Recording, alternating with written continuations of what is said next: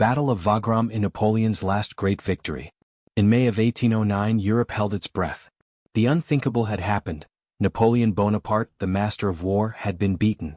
At Aspern, on the banks of the Danube, Austrian guns thundered, French columns broke, and the emperor himself was forced to retreat.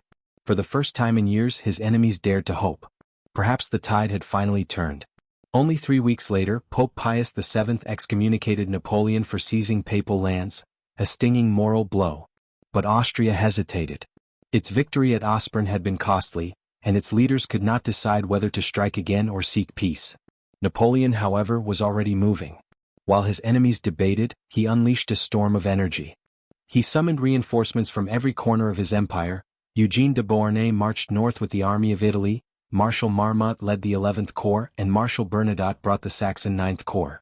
In just weeks, Napoleon's army swelled from 90,000 men to a colossal 164,000, backed by more than 500 cannons.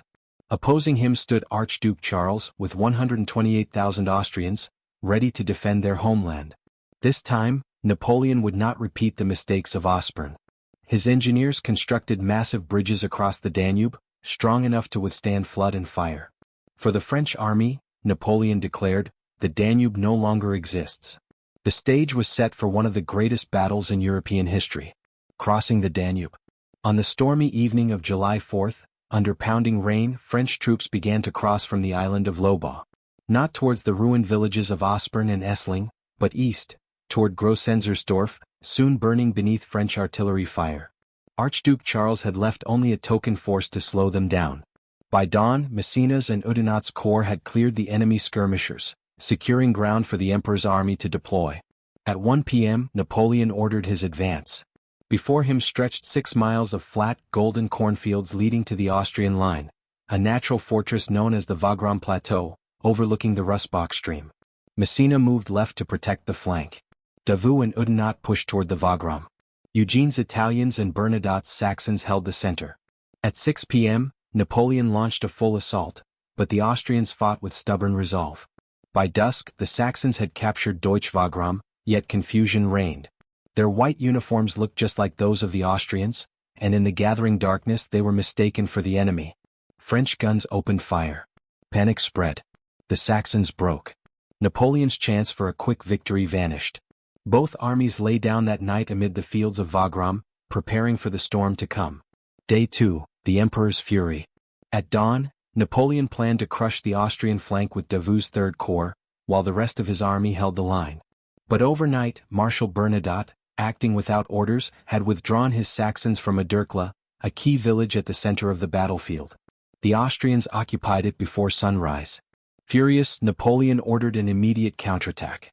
The assault failed, leaving the field strewn with bodies. Archduke Charles had his own troubles. His dawn offensive faltered as miscommunication rippled through his ranks.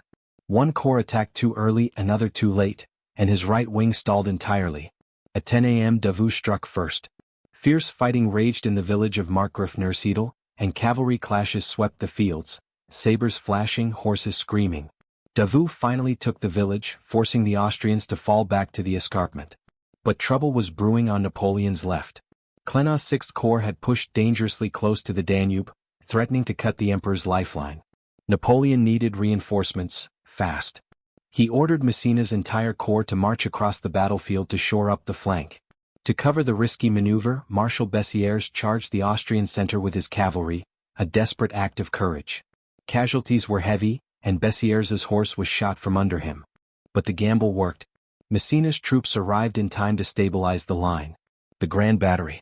By midday, Napoleon was ready. He ordered his gunners to form a grand battery, more than 80 cannons massed together. They unleashed hell.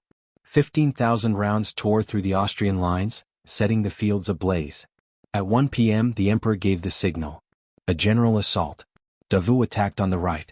Massena advanced on the left. In the center, General MacDonald led 8,000 men in a massive 3-sided square, a living fortress of bayonets and courage. Through smoke and fire they marched, but Austrian cannon tore them apart. MacDonald's men fell in rows, the survivors pushing on through the dead and wounded. Still, the Austrians began to waver. Their line buckled. Exhausted, bloodied, Archduke Charles ordered a retreat. The Battle of Wagram was won. Aftermath. The French were too battered to pursue. Wagram was a victory, but a costly one. Nearly 38,000 Frenchmen were dead or wounded. The Austrians had lost over 40,000. 4 days later, Napoleon caught up with Charles at Danube, where the Austrians sued for peace. Their emperor, Francis I, was furious, especially as long-promised British reinforcements had just arrived. But the British campaign in the Netherlands collapsed into disaster. Disease ravaged their ranks, killing thousands. By winter they withdrew in humiliation. Austria had no choice. In October 1809 she signed the Treaty of Schönbrunn, surrendering lands and millions of subjects to Napoleon's empire. Archduke Charles resigned in disgrace, never to command again. Napoleon had triumphed once more. But his enemies were learning. Each war cost him more men, more faith, more time. At Wagram, the Emperor of the French had won his last great victory.